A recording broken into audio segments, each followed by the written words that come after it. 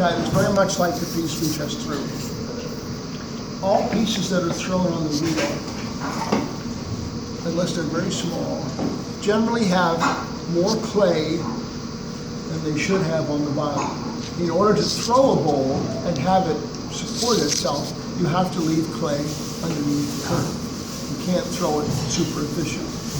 So, right now this bowl looks nice, it feels nice, but if you picked it up, you would find it very clunky to hold because there's so much mass here. You have to get rid of that. So you want to do, you're doing two things or three things. You are getting rid of all this excess weight at the bottom. You are completing the form. You can see that if you look at these two forms, the one that's trimmed is more complete, has more lift, has more shape to it. The other thing about the one that's trimmed is that it's much lighter, so that you don't really have to throw thin. Your pieces don't have to be super thin. What they have to be is even. If the pieces are even, then they will turn in the hand easily, and they will feel like, okay, well, this is a nice piece. I've had pieces come out of here from students made that were half again as thick as this one, but if they're properly trimmed, they don't feel that heavy, because they don't have this dead weight at one of the orientations.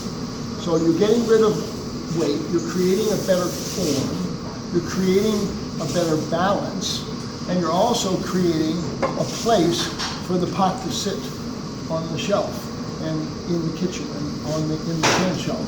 So you're creating a footring. So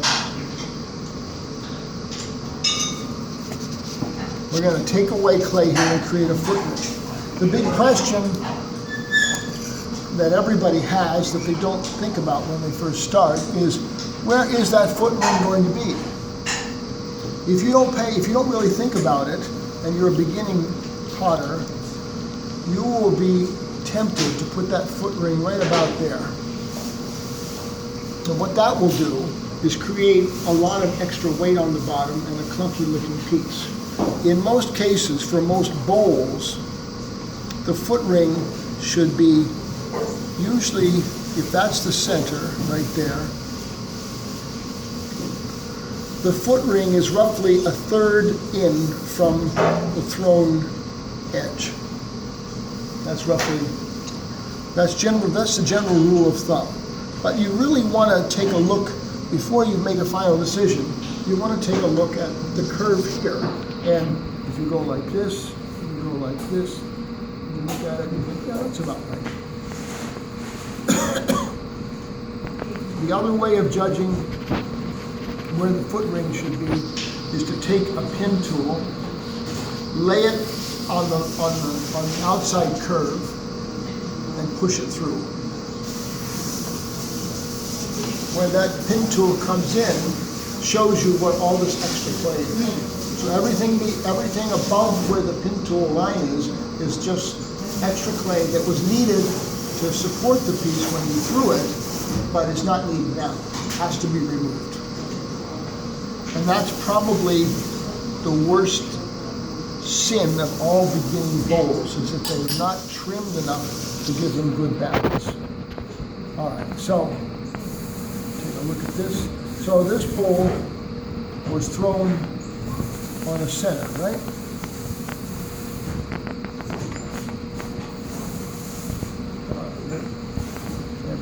Was thrown on a center, right? Like that. When you turn it over to trim it, it has to go back on the same center. Okay.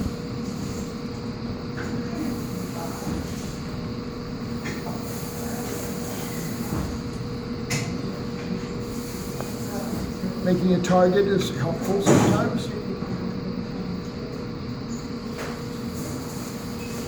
See where they are. Can you see that it's not on center? One of the characteristics of it not being on center, if it were on center, all points along a radius would be equidistant from the center, correct? That would be on center. If it's not on center, there is one point that is further from the center than all other points. You follow that? There is an area that's further from the center than all other points. You want to find out where that area is. The way you do that, you take a pin tool, and you really, because those of you who are just throwing, your piece will have multiple centers. You're not really concerned about what's happening down here. What you're concerned about is right here. So you take your pin tool, you slowly bring it in until it touches. Okay. The theory is, this scratch line here, the center of this scratch line is the point that we're looking for. The center of the scratch line is the point that's furthest from the center than all other points. So we put that scratch line between the center of us and the center of the wheel. We grab it with both thumbs and we push it forward. And then we spin it again.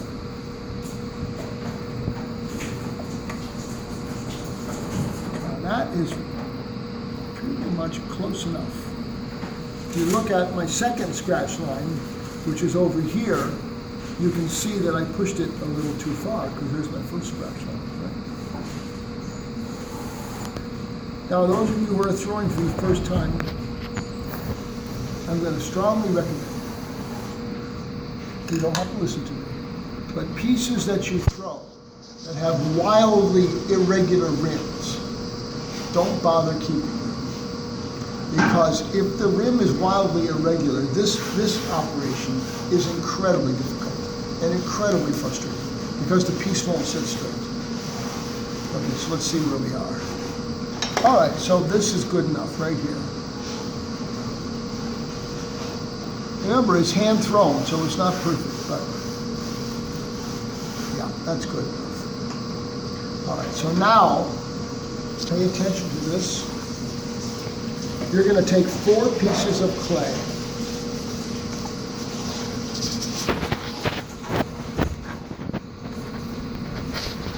Roll it out into little short hot dogs here. You're going to apply them, you're going to stick them on there at the same time from both sides, and you're going to push them down to the wheel head. You're not going to try and stick them on the piece. You're just blocking this piece in position. And then you will take 2 more and you'll stick them down twice, like this. So don't try and do a shortcut where you only do 3 pieces of clay where you put them down one at a time. You are almost guaranteed to push that piece off center, which means you have to start all over. So they'll stop it from moving, or stop the bowl from moving? Yes, this holds it. Now we know the piece, we've centered the piece. Now we want to hold it in place, lock it in place. All right, so we want to actually, before you start trimming your foot, you want to mark the inside and outside ring of that foot before you start. This is very important for all you beginning potters, because if you don't mark that area where you don't cut, the chances are that you're going to cut through that area are reasonably high. And if you have a really nice bowl and you cut through that area, it's basically all over as far as a foot goes. You'll have to do some other technique for making the foot. Because you can't, once you trim away the area where the foot is, you can't really put that clay back. So you get in here. All right, that's the outside edge of my foot ring. That's the inside edge of my foot. Okay, so that means that all the clay between here and about here is going to be removed.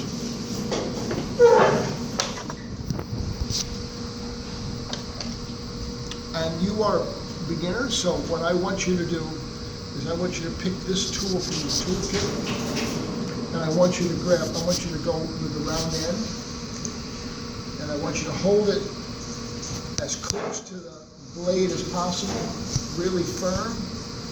I want you to place your left 2 fingers in the middle. I want you to start cutting. You want to hold this blade at about 45 degrees. You can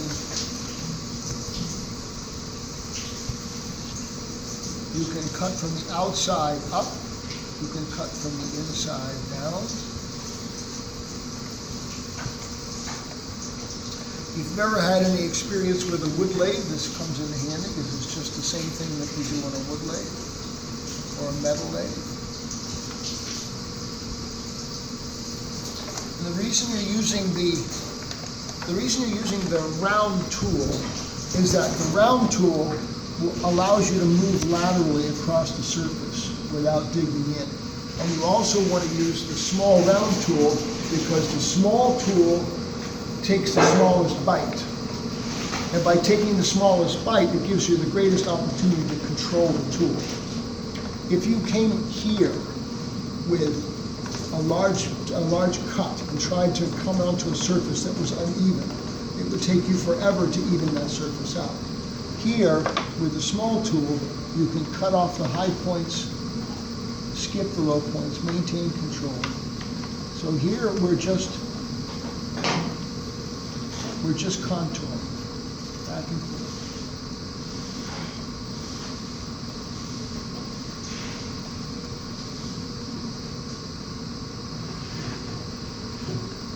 The other thing that I do that is just my style that you might find helpful is that I take the middle 2 fingers of my left hand over just slightly resting right here, slightly pressing down. My left thumb is extended, and it's basically a bridge, a brace, so that here now I have 1, 2, 3 points, so that I'm very stable. Triangle is a very stable form.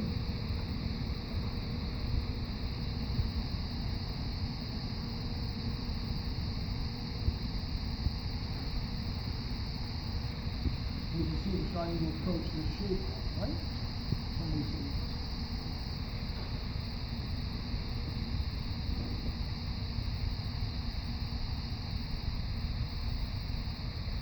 So we basically use this tool exclusively. The other parts of your toolkit are very useful. This little part here is really useful.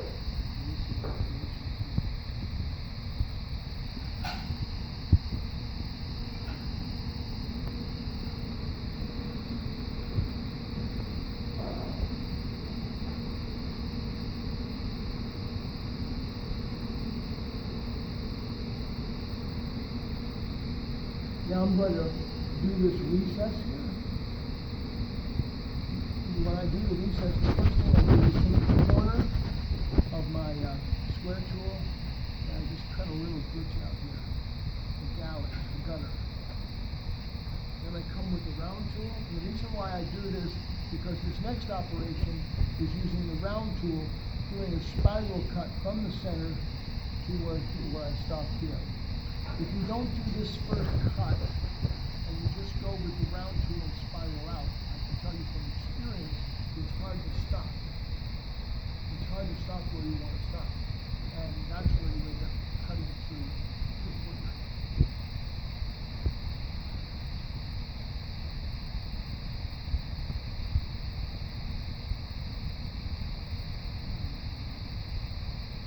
Now when you trim, you'll find out, what you'll experience is that the clay that inside the foot ring is always softer and easier to cut than the clay out here. And as a result, people have a bad tendency, because it's so much easier to control, is they kind of stay in here and they end up cutting this foot area further down, making the wall more shallow, or making the wall thinner. And if this area here dries before this area here, it will shrink before this area here, and then it comes out into an S-crack. So try and resist the temptation to keep cutting here, even though it might be uneven. When you see the rise of the foot on the outside, pretty much equal to the rise of the foot on the inside stop. Okay, so now we have the basic contour here. If you look where I've trimmed, there's two things going on here. First of all, the surface is kind of scratchy and pockmarked because I've cut away all the fine materials. And second of all, it's got all these lines in it because I was using the round tool. So here's where the other tools come in. You take the pear core, you just bring it in here like that. And now what you're doing is connecting the dots.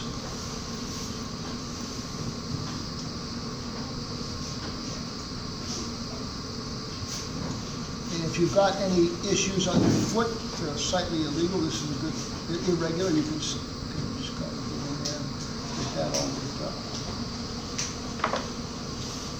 Okay, so now we've got a little bit smoother, but we still have this scratchy stuff here. So you take your wood tool,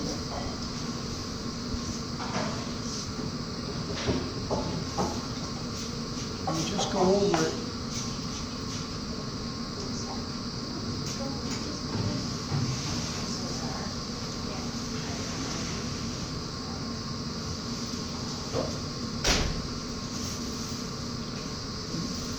You want to do that here so that the glaze lays flat. You especially want to do it here. You want to give as much a polish to this rim as possible because in the final firing, this doesn't have any glaze on it. If this is rough, it will tend to tear up your countertop and scratch other pieces in your sink or in your rack when you're drying. So you want to polish that. So you can see how nice that surface is after the polish. That helps when you're handling it. Also, having a smooth surface like that really helps the glaze. A rough surface, there are glazes that are very sensitive to pockmarked surfaces, and they tend to pit. They tend to pull away from pockmarks on the surface. Okay? And then the last thing you do is tool. Probably lost it. Hold on. This one. While you have it here, while you're looking right at it, put your name in here.